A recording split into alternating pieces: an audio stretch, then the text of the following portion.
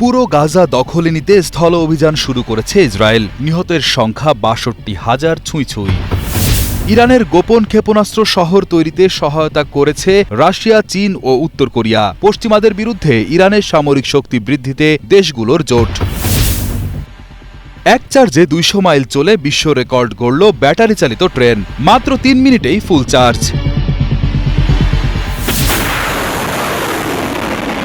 মাটির শত শত ফুট গভীরের এক গুপ্ত শহরে চলছে মহাযজ্ঞ, যে গুপ্ত শহরে শক্তিশালী সব ক্ষেপণাস্ত্র মজুত করে রেখেছে ইরান।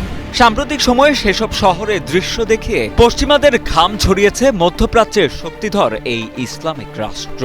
ইরান গুপ্ত শহরের ঝলক সামনে আনতেই আন্তর্জাতিক অঙ্গনে প্রশ্ন উঠেছিল, ইরান কি একাই গড়ে তুলেছে ক্ষেপণাস্ত্রের এই সাম্রাজ্য, নাকি এই পরিকল্পনার নেপথ্যে ছিল অন্য কোনো রাষ্ট্র? আন্তর্জাতিক বিভিন্ন সংবাদ মাধ্যমের পৃথক কয়েকটি প্রতিবেদন বিশ্লেষণ করে জানা যায়, নিজেদের সামরিক খাতে সময়ে সময়ে চীন, রাশিয়া ও উত্তর কোরিয়ার সহায়তা পেয়েছে ইরান।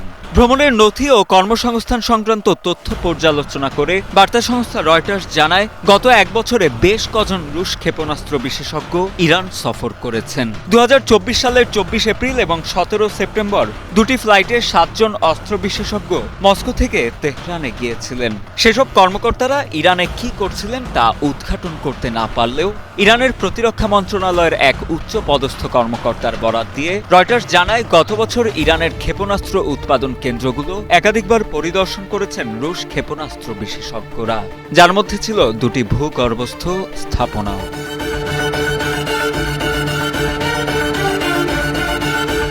ইরানের সামরিক সক্ষমতা বৃদ্ধির ক্ষেত্রে রাশিয়ার পর যে দেশটির নাম বারবার সামনে আসে সেটি হল চীন। পশ্চিমা গণমাধ্যমগুলোর দাবি, ইরানকে শক্তিশালী করতে চীন শুধু অর্থনৈতিক নয়, সামরিকভাবেও গুরুত্বপূর্ণ ভূমিকা রেখেছে চীন সরকার। ২০২১ সালের মার্চে ইরান ও চীনের মধ্যে ২৫ বছর মেয়াদী একটি কৌশলগত চুক্তি স্বাক্ষরিত হয়, যার অন্তর্ভুক্ত ছিল প্রতিরক্ষা খাতে সহযোগিতা। সম্প্রতি ইসরায়েলি সংবাদ মাধ্যম ইয়েদিওথ আরোনাথের এক প্রতিবেদনে দাবি করা হয়, চীন ইরানের ক্ষেপণাস্ত্র কর্মসূচিকে পুনর্গঠিত করতে সাহায্য করছে এবং এর জন্য প্রয়োজনীয় কাঁচামাল ও প্রযুক্তি সরবরাহ করছে। চীন গোপনে ইরানকে অত্যাধুনিক সারফেস টু এয়ার মিসাইল সরবরাহ করেছে বলেও উঠে এসেছে এসব প্রতিবেদনে। এছাড়া ইরানের এই সামরিক উত্থানের পেছনে উত্তর কোরিয়ার অবদানও দীর্ঘদিনের। ক্ষেপণাস্ত্র প্রযুক্তির ক্ষেত্রে উত্তর কোরিয়াকে ইরানের অন্যতম প্রধান সামরিক সহযোগী হিসেবে বিবেচনা করা হয়। জাতিসংঘের প্রতিবেদন এবং বিভিন্ন গবেষণা প্রতিষ্ঠানের তথ্যে দেখা যায়, উত্তর কোরিয়া ইরানের দূরপাল্লার ক্ষেপণাস্ত্র তৈরির প্রকল্পে সরকারি সহযোগিতা করেছে। শুধু তাই নয়, ফরেন পলিসি রিসার্চ ইনস্টিটিউটের মতো গবেষণা প্রতিষ্ঠানগুলোর দাবি, ইরানের নাতাঞ্জ ও ইস্পাহানের মতো পারমাণবিক স্থাপনাগুলোর ভূগর্ভস্থ টানেল ও সুরক্ষিত কাঠামো নির্মাণেও সরাসরি সাহায্য করেছিল পিয়ংইয়ংয়ের প্রকৌশলীরা।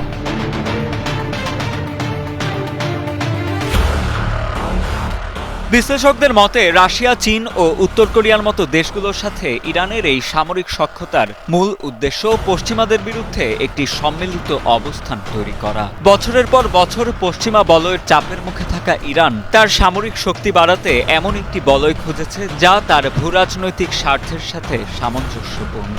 এই দেশগুলো ইরানকে সামরিক ও অর্থনৈতিকভাবে সহায়তা করার মাধ্যমে আন্তর্জাতিক মঞ্চে নিজেদের প্রভাব বাড়াতে এবং পশ্চিমা আধিপত্যকে চ্যালেঞ্জ জানাতে সচেষ্ট। আর তারই ফলশ্রুতিতে ইরানের মতো একটি মধ্যপ্রাচ্যের রাষ্ট্র মাটির শত শত ফুট নিচে ভূগর্ভে এমন সামরিক সাম্রাজ্য গড়ে তোলার সক্ষমতা অর্জন করেছে। এখন আর কাউকেই তোয়াক্কা করছে না ইসরায়েল। কবর দেওয়ার জায়গাটুকুও নেই যে শহরে, বিধ্বস্ত সে শহর দখলে উঠে পড়ে লেগেছে হায় নারা। পরিকল্পনা অনুযায়ী রাতের আধারে আশ্রয়হীন ঘুমন্ত মানুষের তাঁবুই যেন এখন পরিণত হয়েছে তাদের লক্ষ্যবস্তুতে। ইসরায়েলি সেনাবাহিনী পুরো গাজা দখল ও নিয়ন্ত্রণের উদ্দেশ্যে পরিকল্পিত স্থল অভিযানের প্রাথমিক কার্যক্রম শুরু করেছে। এমনকি শহরের উপকণ্ঠের নিয়ন্ত্রণও নিয়ে নিয়েছে তারা। কাতার ভিত্তিক সংবাদ মাধ্যম আল জাজিরার এক প্রতিবেদনে জানা যায় এ তথ্য। ইসরায়েল গাজা শহর দখলের প্রস্তুতি নিচ্ছে, আর এর ফলে সেখানে বসবাসকারী লাখো ফিলিস্তিনিকে গাজার দক্ষিণের আশ্রয় কেন্দ্রগুলোতে সরিয়ে নিয়ে যাওয়া হতে পারে বলে ধারণা করা হচ্ছে। ইসরায়েলের এমন পরিকল্পনার নিন্দা জানিয়েছে তাদের অনেক মিত্র দেশও। সম্প্রতি ফ্রান্সের প্রেসিডেন্ট ইমানুয়েল ম্যাক্রো সতর্ক করেন, এই পরিকল্পনা দুই পক্ষের জন্যই বিপর্যয় ডেকে আনবে এবং পুরো অঞ্চলকে এক অন্তহীন যুদ্ধের দিকে ঠেলে দেওয়ার ঝুঁকি তৈরি করবে। আন্তর্জাতিক রেড ক্রস কমিটি আইসিআরসি জানিয়েছে, আরও মানুষকে বাস্তুচ্যুত করা হলে এবং লড়াই বাড়ানো হলে গাজার ২১ লাখ মানুষের জন্য আগে থেকে পরিস্থিতি আরও খারাপ হয়ে যাবে। গেল মাসে যুদ্ধবিরতি ও জিম্মি মুক্তি নিয়ে হামাসের সঙ্গে পরোক্ষ আলোচনা ভেস্তে যাওয়ার পর ইসরায়েল সরকার পুরো গাজা উপত্যকা দখলের পরিকল্পনা করে, যা দৃশ্যত বর্তমানে ফুটে উঠেছে গাজার বর্তমান পরিস্থিতিতে। আইসিআরসি গাজায় অবিলম্বে যুদ্ধবিরতি এবং মানবিক সহায়তা দ্রুত ও অবাধে প্রবেশের আহ্বান জানিয়েছে। এ পরিস্থিতিতে মধ্যস্থতাকারী দেশ কাতার ও মিশর ৬০ দিনের যুদ্ধবিরতি এবং প্রায় অর্ধেক জিম্মি মুক্তির একটি নতুন প্রস্তাব দিয়েছে, যা হামাস গ্রহণ করেছে। তবে ইসরায়েল এখনও আনুষ্ঠানিকভাবে এই প্রস্তাবে সাড়া দেয়নি। উল্টো ইসরায়েলি কর্মকর্তারা জানিয়েছেন, তারা আংশিক চুক্তি নয়, বরং সব জিম্মির মুক্তির বিনিময়ে একটি পূর্ণাঙ্গ চুক্তি চান। বার্তা সংস্থা রয়টার্সকে হামাস জানিয়েছে যে ইসরায়েলের প্রধানমন্ত্রী বেনিয়ামিন নেতানিয়াহু মধ্যস্থতাকারীদের প্রস্তাব উপেক্ষা করেছেন এবং তিনি যে কোনো সমঝোতার পথে প্রধান বাধা হয়ে দাঁড়িয়েছে। এদিকে গাজার স্বাস্থ্য মন্ত্রণালয়ের তথ্য অনুযায়ী ইসরায়েলি হামলায় গাজায় নিহতের সংখ্যা ৬২,০০০ ছাড়িয়েছে। এছাড়া মোট আহতের সংখ্যা দাঁড়িয়েছে ১,৫৫,৮৮৬ জনে।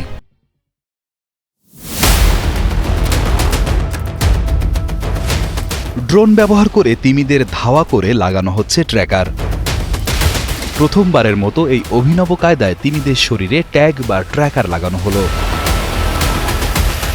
খুব শীঘ্রই হয়তো আর তিমিদের পিঠে ট্যাগ লাগাতে নৌকায় করে তাদের পিছু ধাওয়া করতে হবে না। সম্প্রতি PLOS-1 নামের একটি জার্নালে প্রকাশিত একটি গবেষণাপত্রে এই অভিনব ট্যাপ অ্যান্ড গো পদ্ধতি সম্পর্কে জানানো হয়েছে।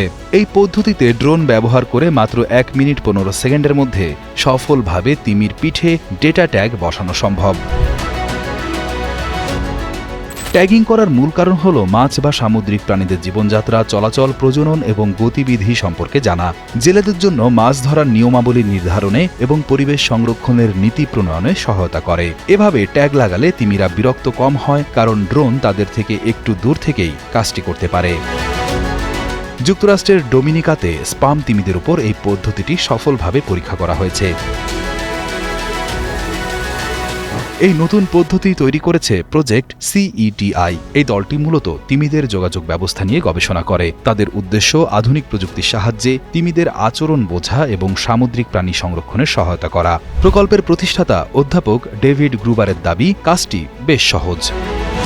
The tap and go drone tagging approach is a new way of tap and go পদ্ধতি ব্যবহার করে খুব সহজেই একটি ছোট কম্পিউটার তিমির পিঠে বসানো যায়।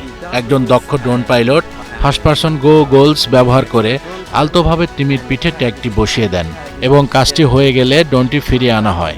and then the drone goes. এই বিশেষ ধরনের ড্রোনগুলো রেসিং ড্রোন থেকে কিছুটা পরিবর্তন করে তৈরি করা হয়েছে, যাতে এগুলো সমুদ্রের পানির পরিবেশে কাজ করতে পারে। এই ড্রোনের উপাদানগুলোর দাম প্রায় $১৩০০, যা বাংলাদেশি মুদ্রায় প্রায় ১,৫২,০০০ টাকা। এই খরচ তুলনামূলকভাবে কম হওয়ায় গবেষণা কার্যক্রমের জন্য এটি একটি সাশ্রয়ী বিকল্প। গবেষণায় জানা গেছে এই পদ্ধতিটির সাফল্যের হার প্রায় ৫৫%। প্রজেক্ট CETI এর ড্রোন পাইলট জাহারেক গঞ্জালেস পেল্টিয়ার জানান, মাঝে মাঝে কাজটি করা বেশ কঠিন হয়ে যায়। অনেক সময় তিমির পিঠে পানির কারণে একটি যথাযথ বায়ুশূন্য স্থান তৈরি হয় না, যার ফলে ট্যাগটি ঠিকভাবে বসে না। তাছাড়া যদি কোনো কারণে মনে হয় ট্যাগ লাগানো নিরাপদ নয়, তাহলে ড্রোনটি ফিরিয়ে নিয়ে আসি। যদিও এই পদ্ধতির কিছু সীমাবদ্ধতা আছে, যেমন সমুদ্রের ঢেউ বা বাতাস থাকলে ড্রোনটি সঠিকভাবে নিয়ন্ত্রণ করা কঠিন হয় এবং কাজটি করার জন্য একজন অত্যন্ত দক্ষ পাইলটের প্রয়োজন। তবে গবেষকরা মনে করছেন এই পদ্ধতিটি ভবিষ্যতে আরও স্বয়ংক্রিয় এবং সহজ ট্যাগিং ব্যবস্থার পথ খুলে দেবে। বিনামূল্যে প্লেনের টিকিট দেওয়ার কথা ভাবছে থাইল্যান্ড। বিদেশি পর্যটক বাড়িয়ে দেশের পর্যটন খাতকে চাঙ্গা করতেই এমন উদ্যোগ নিতে যাচ্ছে দক্ষিণ পূর্ব এশিয়ার এই দেশটি। সম্ভাব্য এই পদক্ষেপের আওতায় থাইল্যান্ডে ভ্রমণকারী আন্তর্জাতিক পর্যটকদের বিনামূল্যে দেয়া হবে অভ্যন্তরীণ ফ্লাইটের টিকিট। এই উদ্যোগের নাম দেয়া হয়েছে by international free Thailand domestic flights. জানা যায় থাইল্যান্ডের পর্যটন ও ক্রীড়া মন্ত্রণালয় এই পরিকল্পনাটি নিয়ে কাজ করছে। তাদের লক্ষ্য হল সেপ্টেম্বর থেকে নভেম্বর এই 3 মাসে অন্তত 2 লাখ পর্যটককে আকৃষ্ট করা এবং তাদের দেশের অপ্রচলিত বা গৌণ গন্তব্যগুলোতে ভ্রমণ করতে উৎসাহিত করা। এই পরিকল্পনার জন্য সরকার 700 মিলিয়ন বাথ বাজেট প্রস্তাব করেছে, যার মধ্যে তারা প্রায় 8.8 বিলিয়ন বাথ রাজস্ব আয়ের আশা করছে। সম্প্রতি ব্যাংকক পোস্টের এক প্রতিবেদনের বরাতে জানা যায় এসব তথ্য। প্রতিবেদনটি বলছে এই পরিকল্পনা বাস্তবায়নের জন্য থাইল্যান্ডের 6টি প্রধান এয়ারলাইন্সকে যুক্ত করা হবে, যার মধ্যে রয়েছে Thai Airways, Thai Air Asia, Bangkok Airways, Nok Air, Thai Lion Air এবং থাই ভিয়েতজেট। তবে সুবিধা পেতে হলে একজন পর্যটককে আন্তর্জাতিক ফ্লাইটের টিকিট সরাসরি কোনো এয়ারলাইন বা অনলাইন ট্রাভেল এজেন্টের মাধ্যমে বুক করতে হবে। আর এই অফারটি শুধুমাত্র তাদের জন্য যারা এখনো থাইল্যান্ড ভ্রমণের টিকিট বুক করেননি।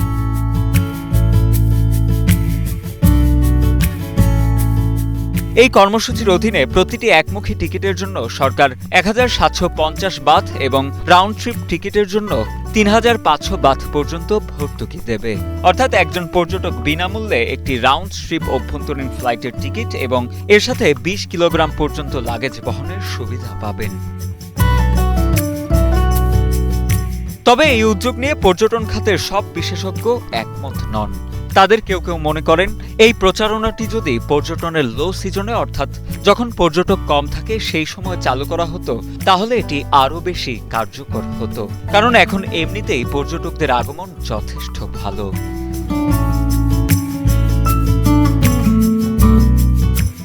তবে বিশেষজ্ঞরা কিছু বাড়তি ব্যবস্থা নেওয়ারও পরামর্শ দিয়েছেন। তাদের মতে অভ্যন্তরীণ ফ্লাইটের উচ্চ মূল্য পর্যটকদের জন্য একটি বড় বাধা, তাই সরকারের উচিত সেই খরচ কমানোর জন্য তহবিল বরাদ্দ করা, পাশাপাশি প্রতিটি অঞ্চলের জন্য আলাদা মার্কেটিং কৌশল তৈরি করা এবং সবচেয়ে গুরুত্বপূর্ণ বিষয় হল পর্যটকদের নিরাপত্তা নিশ্চিত করা। এক চার্জে একটানা 200 মাইল পথ অতিক্রম করে বিশ্ব রেকর্ড করেছে ব্যাটারি চালিত এই ট্রেন। সম্প্রতি যুক্তরাজ্যের গ্রেট ওয়েস্টার্ন রেলওয়ের তত্ত্বাবধানে রিডিং ও অক্সফোর্ডের মধ্যবর্তী রুটে এই ঐতিহাসিক রেকর্ডটি সম্পন্ন হয়। এর আগের সর্বোচ্চ রেকর্ড ছিল 139 মাইল, যা 2021 সালে বিশ্ব রেকর্ডের আওতাভুক্ত হয়েছিল। সেই রেকর্ড ভেঙে এই ট্রেনটি এবার এক চার্জে একটানা 200 মাইল পথ পাড়ি দেয়।